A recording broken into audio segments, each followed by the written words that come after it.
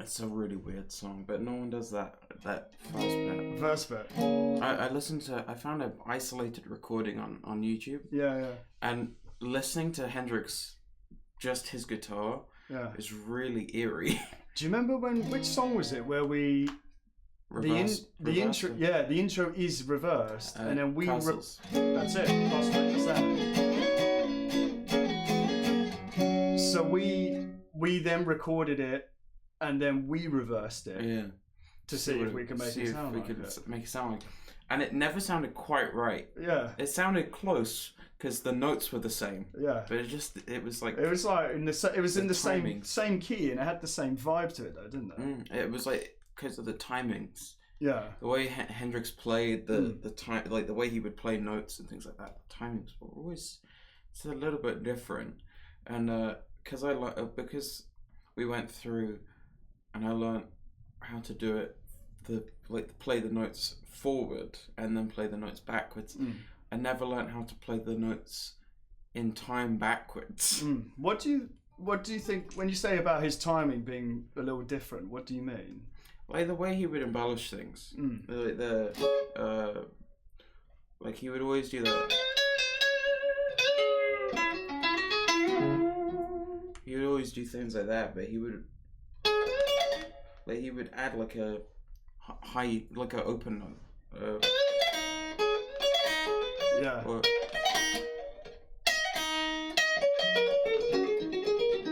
like it's different, isn't it? He would kind of alternate, and it would sound like he's going like that. Or like he kind of roll things and like do these weird little things, which sounded like he was doing one bit really quick and then one bit kind of slow, and kind of alternate between that. Do you think he was doing that on purpose then? So for a contrast, so fast and slow? And I don't know. I just think that's how he played. Because it was just his style. It was him, wasn't it? Like you hear like the distinct solos, like Purple Haze, like the.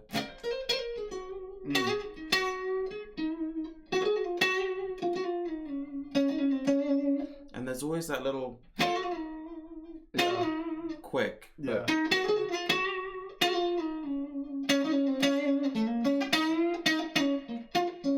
Like there was always just that little hint of speeding up and then slowing down again. Yeah, absolutely. It's sort of jolty sounding, isn't it? It sounds like probably he's kind of skipping almost. Yeah. Like even like a Red House. Even the way he's. So it's the timing, isn't it? It's the quick jolty timing, whether it's open string or whether it's within chords or whether it's soloing. It's the. Yeah, I mean the like.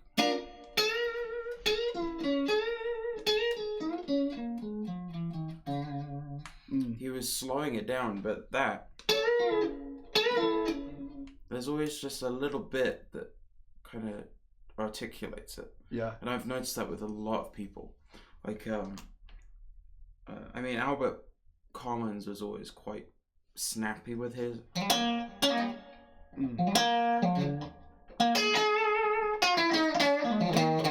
Snappy. He was always really snappy and really quick with it, but he was never like actively thinking about it. Like the only time where I can actually hear him thinking about it, or working it out in real time. Is when he's doing when he's actually slowing down or doing something kind of step by step, and then when he kind of goes back to what he knows, it's always really quick. Then it's back into his comfort zone. And like I'm trying to think of players who naturally play slow, and there's like one or two, being Albert King. Like.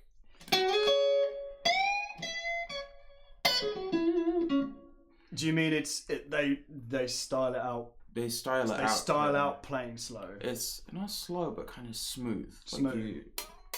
Well thought out notes, well thought out phrases. I think so. I mean, Albert, he was the king of three notes because he was always playing the.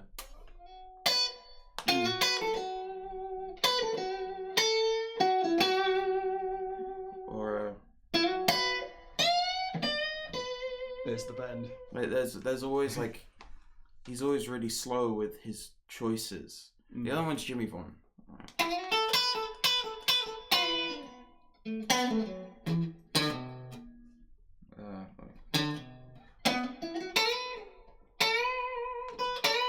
And he's so precise as well, isn't he? Yeah. There's never a point where he's missing something on purpose. There's like when he chooses to play a certain way, you'll hear it. But yeah, I think the slowing down, the speeding up, all that. With Jimmy, that kind of opened my eyes to it when I listened to that without any backing to it. Because when you listen to the recording... So you're talking about solo, hearing his isolated tracks again? Isolated tracks, specifically on like Jimmy recordings. Because you can hear how he's doing certain things. And with that song, you can hear how much the track is filled with like random sounds, like random rhythm patterns and things like that. It's in the other instruments you're saying, other instruments, different sound effects, things like that. Does he ever multi-track his guitar on his recordings, or is it just, do you think it's one take the whole way through, one guitar? I don't know, because I know he does like listening to Castles Made of Sand and things like that, you can kind of hear an overdub kind of sound to it because of the reverse guitar part. It must have been cut into different pieces, or but I think a lot of it was kind of live until he needed something different. Yeah, and then it would be sort of overdubbed or fixed. Yeah, I don't really know much about how he recorded things, but like listening to the actual playing of it was the really interesting part. Yeah, that's right. We should look into that, shouldn't we? Anyway, I want to talk more about you. This is all interesting, and this is all interesting for people to hear, but I admire you. I really, really do, and it's really nice to have you here in a different sense. We can chat. Yeah. We can chat. And I think people would want to know, right now, one word that sums up your life. Loud. And there's two. There's loud or busy. I said one. Yeah, I'm trying to decide between the two. It's loud and busy can be the same thing. You can be loud and busy in your head, and you can be loud and busy outside as well, can't you? But okay, brilliant. So what have you been up to? You've obviously spent the end of last year in the States. What have you been up to over there? So I've been learning how being a musician is like out there, kind of playing and writing some things with some friends, being my friend Nico, and kind of learning what it's like to be part of his band and things like that, to understand it more. That's been a lot of fun. What because you're saying like what the opportunities are like for a musician out there. What's the difference there, over there, and to here? You can play every single day and earn a living if you wanted to. Over there? Yeah, that, like, just from looking at it, like from learning about it, you like watching people perform. Like, there's people have residencies and things like that, and they can go out and perform. And why do you think that's? We're talking about blues, of course. Why do you think that's not the case? Is it because they made blues? I think there's more space out there, and obviously the other thing is that that's where it came from. But actually, the first point you make there is probably more practical, isn't it? It's probably there's more space, so then the neighbours don't complain so much. I mean, one of the venues that I got to play at, they do 11 till 2 as their final slot, which is 11 o'clock at night till 2 in the morning. And that's their final slot. That's when they close. But they open at 11 o'clock, on like 10:30, 11 o'clock. In the morning? In the morning. All right, so they are... their staff active. Don't get a lot of time off, basically. No, but that's mad, isn't it? It's a real... it's just so different from here. Here I think it's pretty unheard of to have any venue or like sort of licensing law or just. I suppose it depends, like council to council, borough to borough, but you're not going to get any live music after a certain time, are you? It's not usually it's 11 that they like at the most they'll stop at 11.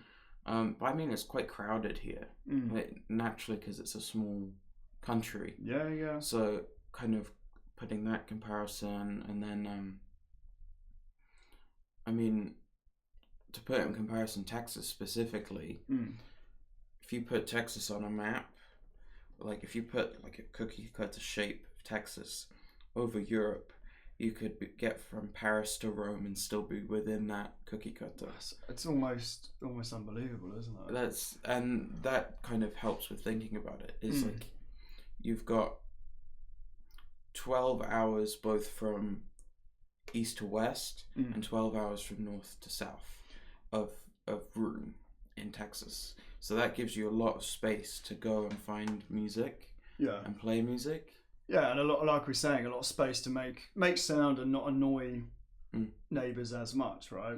Yeah, there's me and my dad went to see Jeff Beck at the Chelsea Pensioners Ground, and that borough has a really early curfew, like in general, like all the bars and everything. So that ended at about 9 or 9:30, which I was alright with. But it's not rock and roll, is it? No, I mean, I think it's convenient for a lot of people. So I think which is really useful. I think the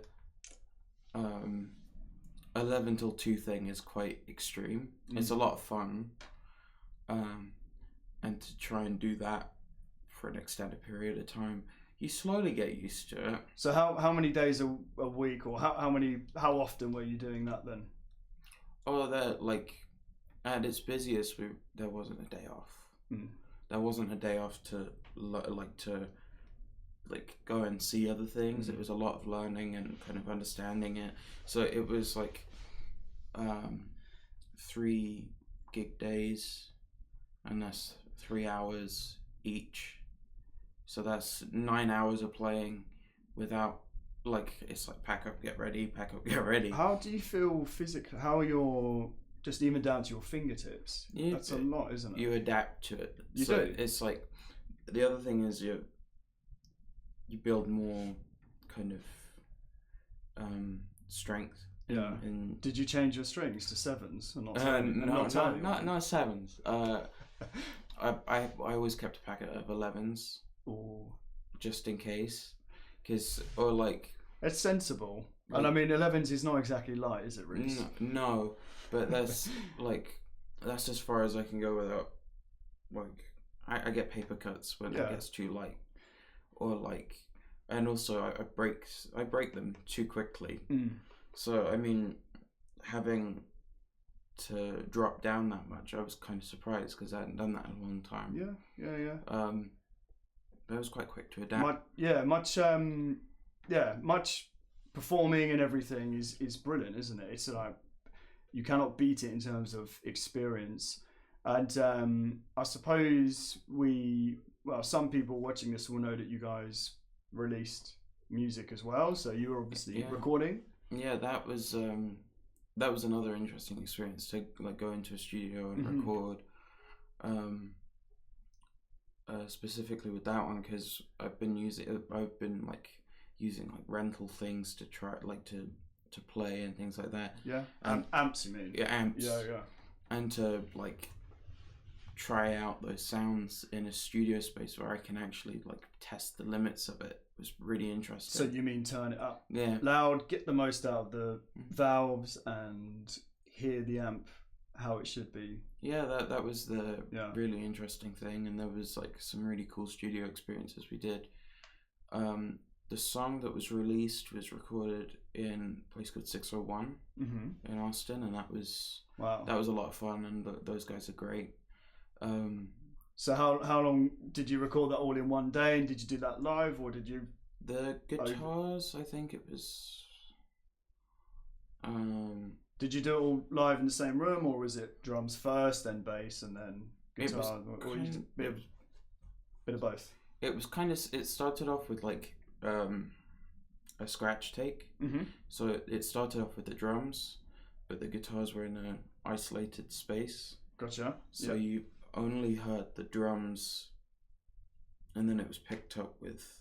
Then the next bit was the guitars, and then redoing guitars over it. So which was quite interesting. The first experience I did for a song called Unbothered, mm-hmm. which was the first one, that was already almost done, and I was lucky enough to be put on that song, and it was just doing an extra guitar part.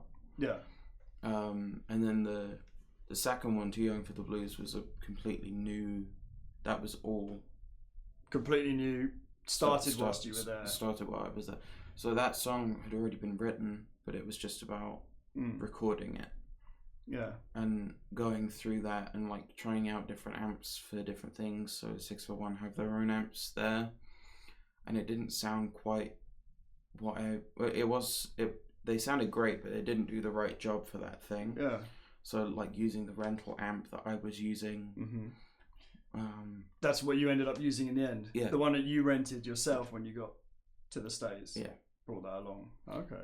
Which one made it then? Which one was it? It was the rental. Yeah. It was a Fender Twin. Do you remember what they had at the studio that didn't make the cut? They had a Vox. Okay. Which was a really great Vox amp. It was an AC15. Mm-hmm.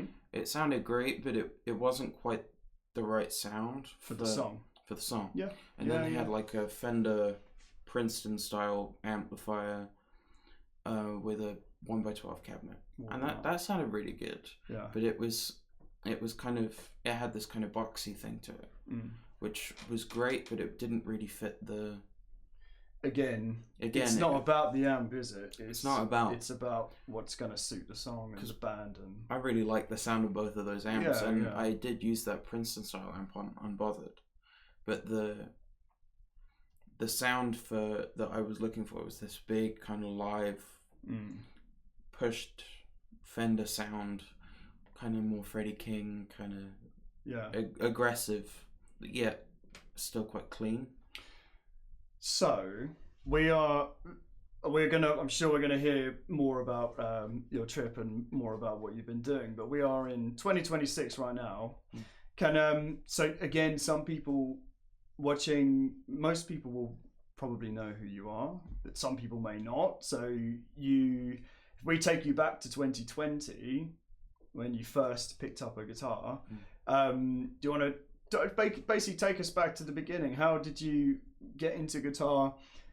What prompted you to start playing the guitar? Do you remember?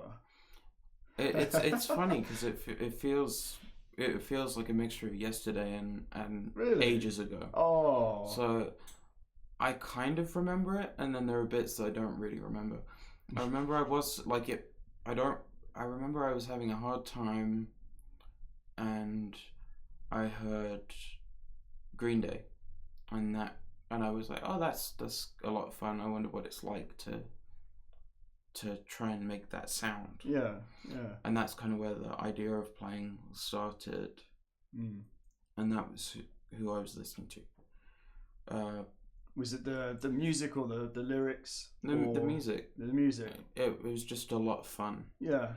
The way the energy kind of bounced off, the way the sound was specifically, it just... Yeah. It was an enjoyable guitar sound. And the way the melodies were and things like that, it was just a lot of fun. It's everything together. Yeah. It's the Green Day package.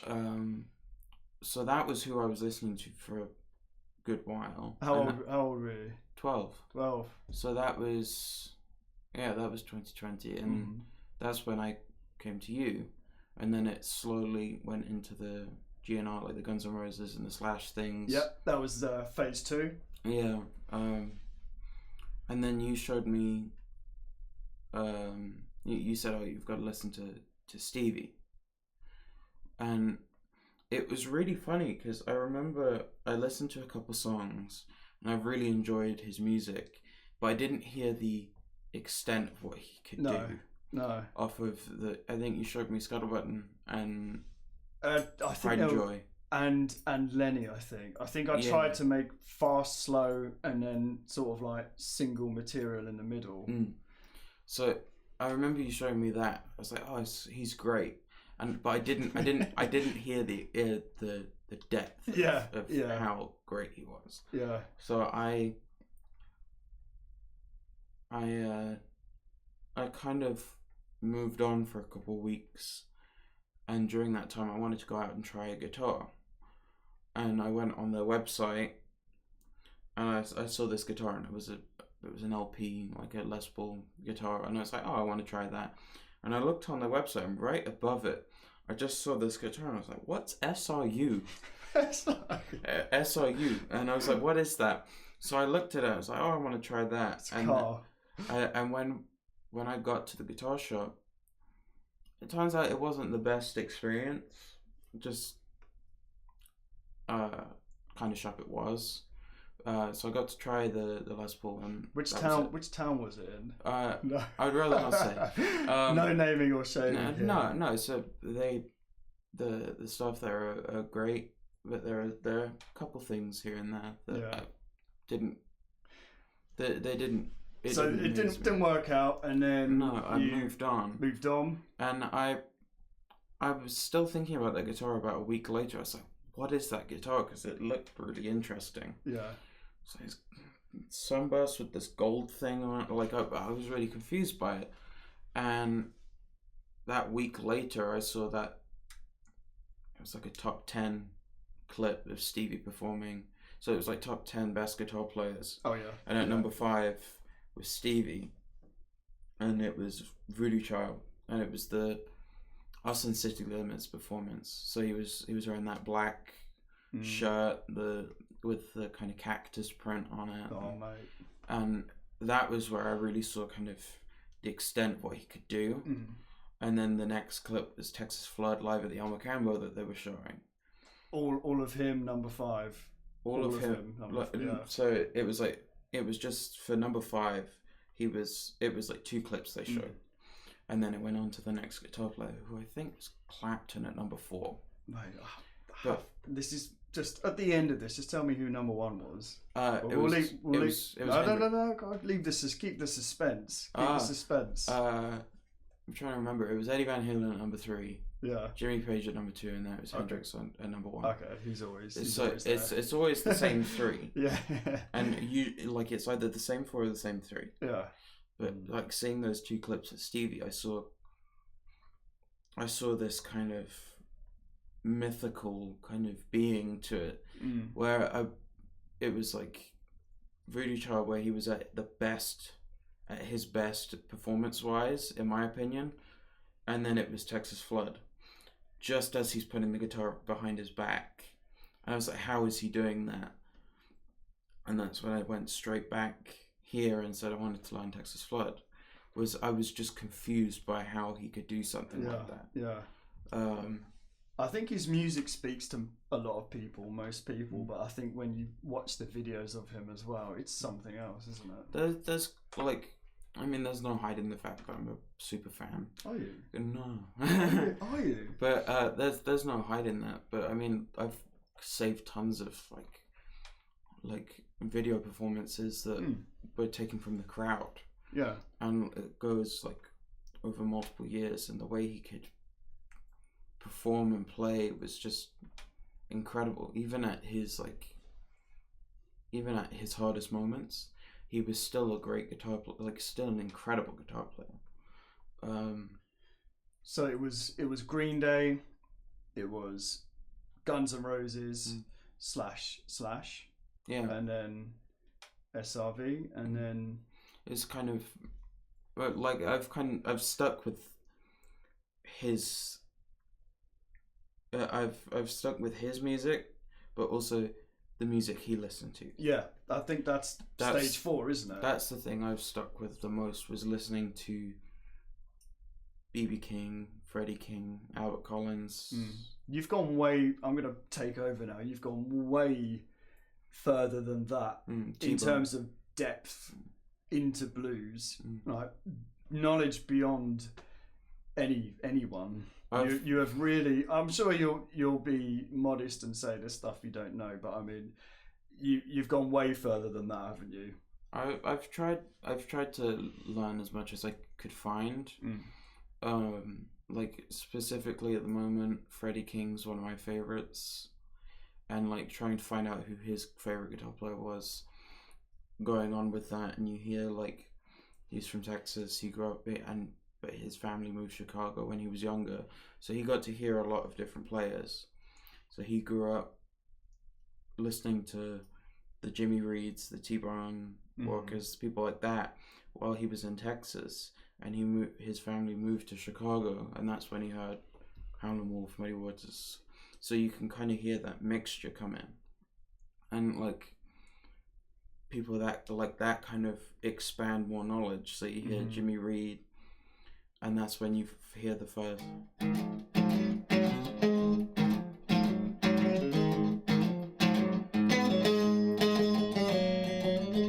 Like that's the first time you'll hear that, like distinct. Yeah. And like, not to sound like I'm not a fan of Jimmy Reed. I'm a massive fan of Jimmy Reed, but most of his songs start with.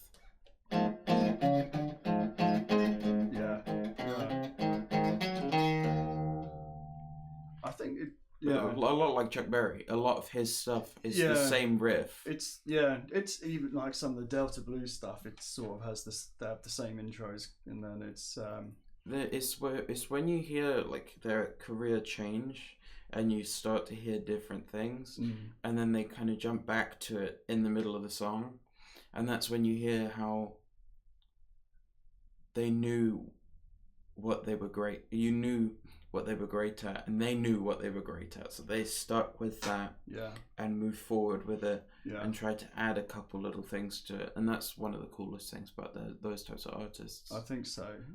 These like, I was going to ask you a question about who your current influences were, and I think now I don't even know if that's an answerable question, is it?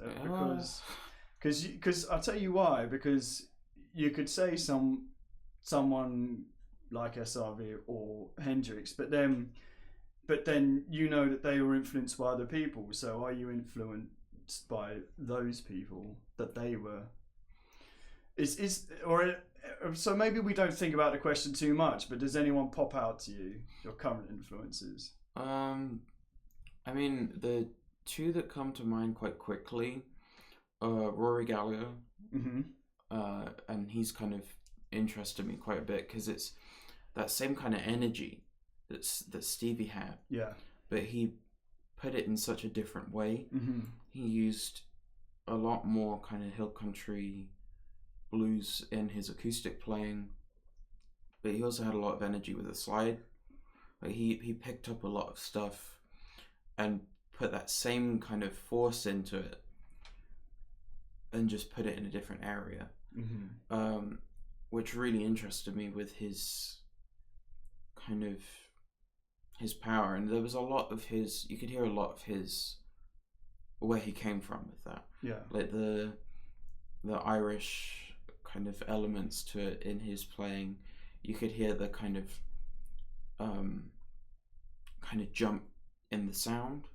Like there was a lot of like in notes wise, you could hear.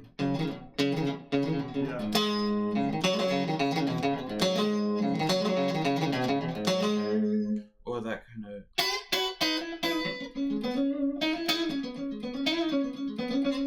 Like there was a lot of kind of a jump to it. Yeah. Notes wise, which kind of interested me. And the other one is Dora Bramhall. Okay. The second. So there's who's another one part of the Texas scene, but he was part of a band called the Archangels, which was members of Double Trouble.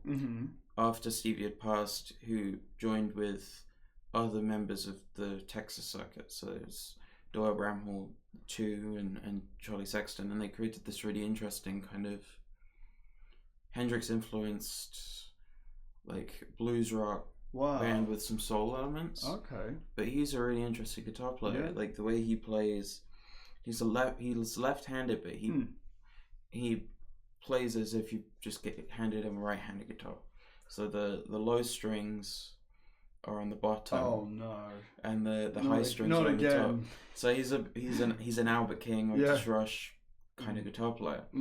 And the way he plays is so interesting because you can hear a lot of his influences, but because of how he's learned to play the instrument, a lot of it sounds backwards.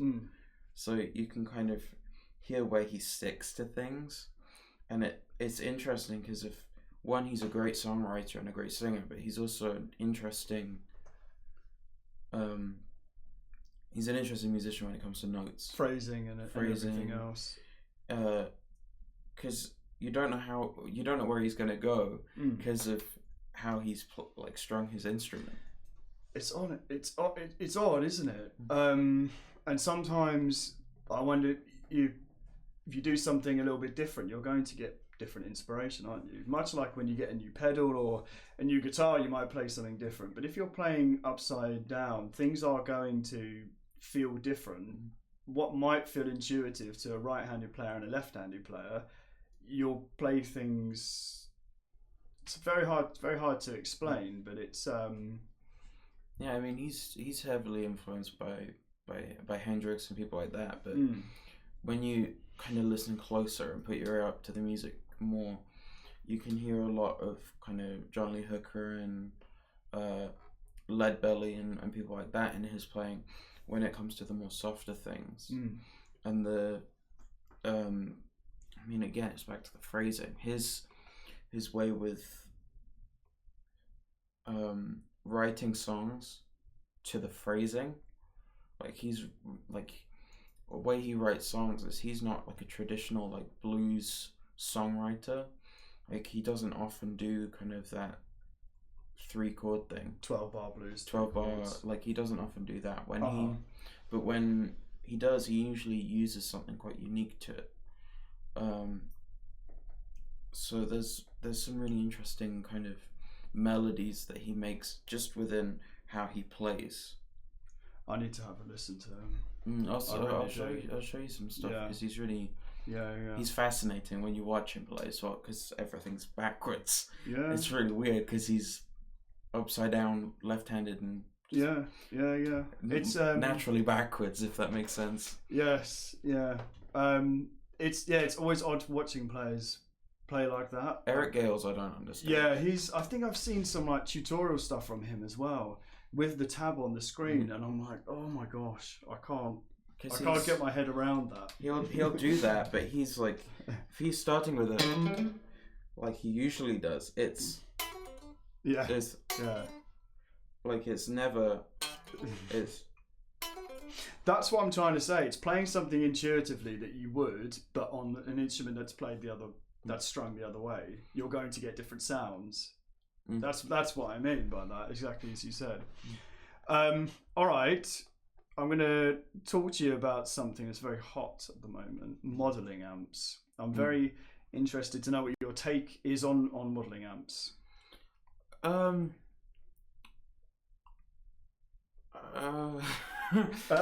think my personal preference is analog and like tube amps and things like that because I just think they sound more natural. They sound more like the strings. Modeling amps, I've tried them and they're just not right for me. I think it's hard to describe. I think people should, or like everyone at some point should have the experience of turning up like a Marshall or a Fender and like really experiencing the actual air of the speakers pushing out. Because there have been some like, guitar players who I've met, and I'll watch them play online, and you wouldn't. you wouldn't expect them to be so surprised when you like show them like plug them into a loud Fender amp, because this is a speaker. When it's not that, it's like when they're sat down and they're turned, like they've plugged into their like interface or whatever it is to make a cranked up Fender sound. They're making the sound of the room, making the sound of the speaker, making the sound of the amplifier. Where when you just show them the amplifier on its own and plug them into it, and go, right, this is what it sounds like on 2, and then go, oh, it sounds it's so dry. And then when you go, okay, so that's not how, like, they go, I think you're supposed to turn it up. And I go, yeah, when you turn it up, and they go, it's so loud. And it's like so unexpected, because it's a lot of players stay on 10. And when you kind of are messing with a loud Fender amplifier or a Marshall amplifier, Marshall are great for that because they're so responsive. But when you start messing with those, that's when you start to realize the little differences, where I think the modeling stuff, they're good for getting the room capturing Marshall low mid, high mid type sound, but they're not so great at capturing the feel of it. And that's where the difference comes in. So they're not my thing, but I can understand why those things are desired.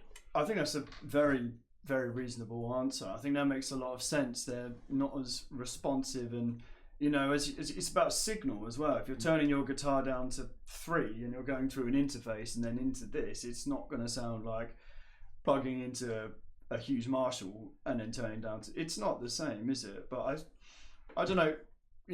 I think it's pretty obvious that for some people who want that, it works for them. The one thing that's really useful with those things is how light they are.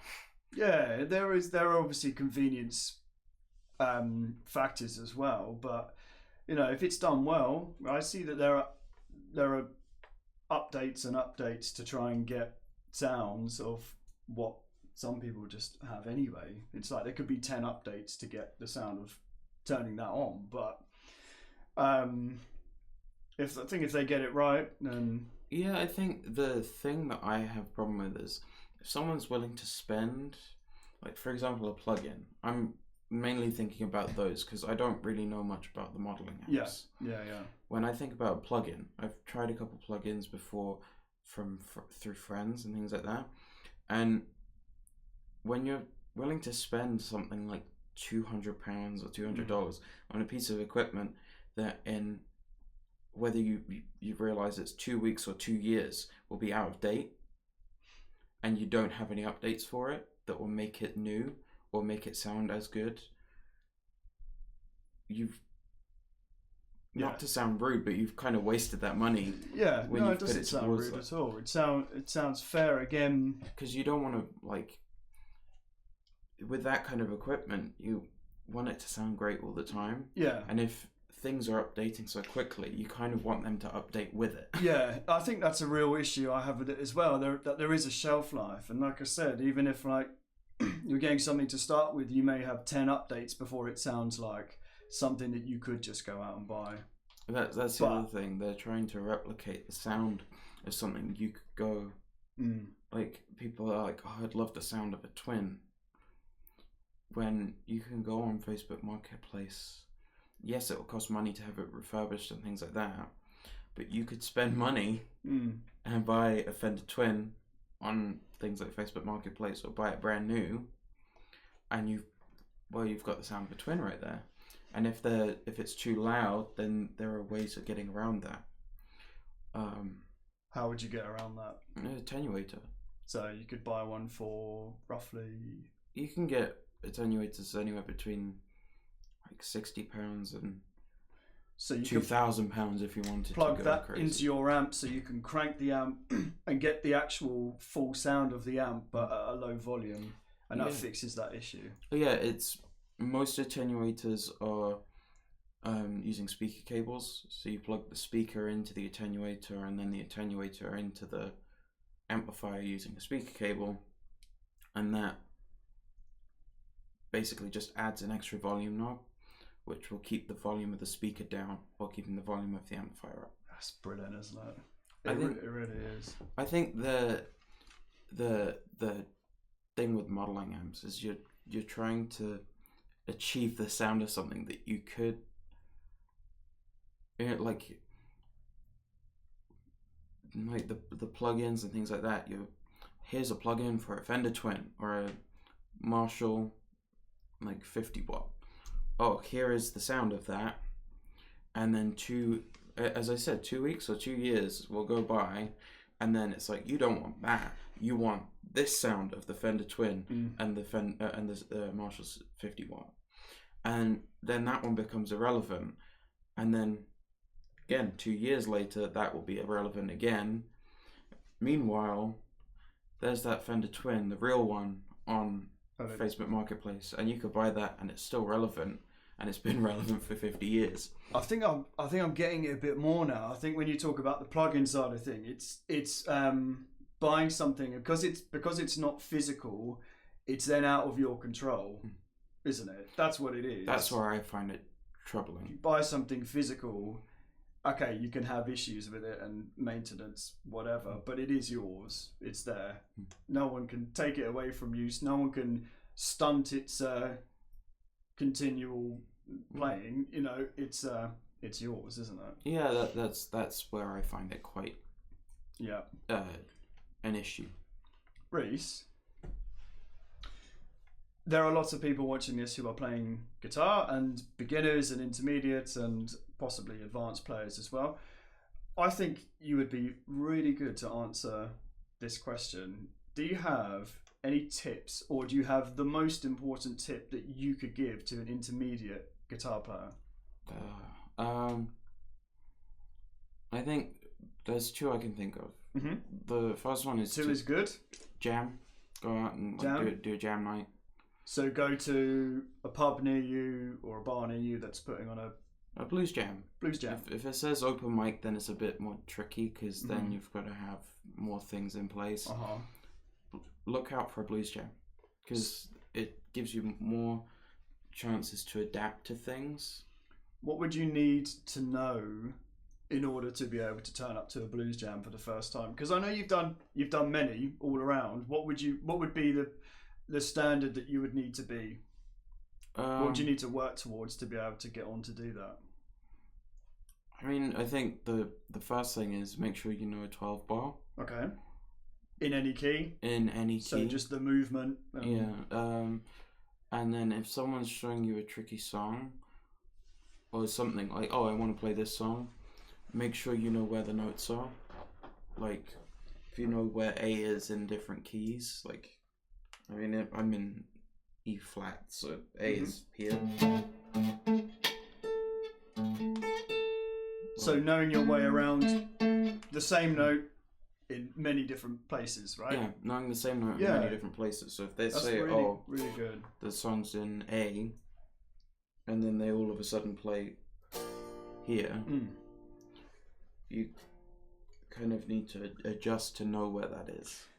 So jam night, find one, know your 12 bar blues in order to be comfortable enough, know where the note, well, not all the notes are on the fretboard, but know how to get around finding the same note. Yeah, it's not like knowing, like, trying to find different scales or different, like, oh, this is this part of this scale. Yeah. But knowing, like, if I can play an A here, I can play it here too, or there.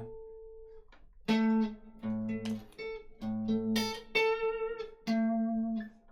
mean, this needs some setting up, but it's like knowing where things are to kind of get around things, and knowing how to play the same lick in different spots. That's like, really good. That's one of the listening exercises that I do with other students as well. Is, okay, here's a lick, play it in 4 other places. Yeah, it's the idea of like the or like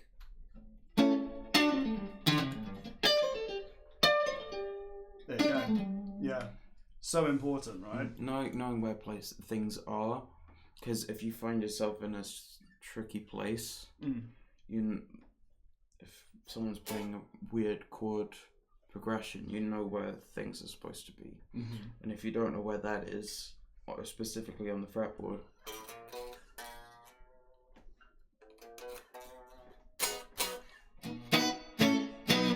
if they're doing weird chords or things like that, and you know where things are on the neck, then that's where it comes a lot easier, and also where the different shapes and different scales come from. Really, really great points, because they're practical points. Really, because the other things are you like the idea of like mindset and things like that. That's very useful. But when you know things like that, it'll motivate you more to do things. I'm glad you told us those, because the mindset things are really, if you're learning anything, aren't they? Discipline, etc. And they're really good points to make. But what you've told us is very, very practical, because that's what you've done, and it's worked. No. Okay, right. Yeah, I hope you're going to enjoy this. I'm gonna give you some quick fire round questions to end off with. Okay, are you ready? I'm talking quick, and I'm talking one or the other. Okay, I'm giving you the rules of quick fire round like you don't know, but I know that you know, and I know that you're going to try and not do it. Okay, you ready? Fender or Gibson? Fender. SRV or Hendrix? Stevie. John Mayer or Justin Bieber? Skip. Les Paul or SG? SG. Ooh. 7 gauge or 9 gauge? 9. Marshall or Fender? Fender. There we go. I like Fenders, but no, I like Marshalls, but Fenders are just... I know, it's such cruel questions, but you... Which one did you skip? John Mayer. Or Justin Bieber? Yeah. Oh. I thought that would be easy. I thing is, I don't like that. There's one I'm not interested in, and then there's one that I don't know anything about. Oh, I wonder which way around that could be. Like I think that's an interesting question though. Like, because they're two very popular artists, pop stars. Yeah, pop stars. Like John Mayer, I know quite a bit about, because I've seen a lot of information being posted, but he's not my kind of thing. And then there's Justin Bieber, which I have no clue anything about. So you didn't get the new John Mayer plugin because A, that's John Mayer, and B, it's a plugin.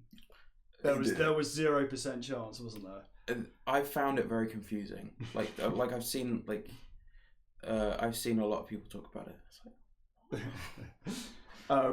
Yeah, anyway, thank you so much, Rhys. I genuinely appreciate it, and sharing your expertise and knowledge as the growing musician and guitarist that you are, and I'm sure you always will be.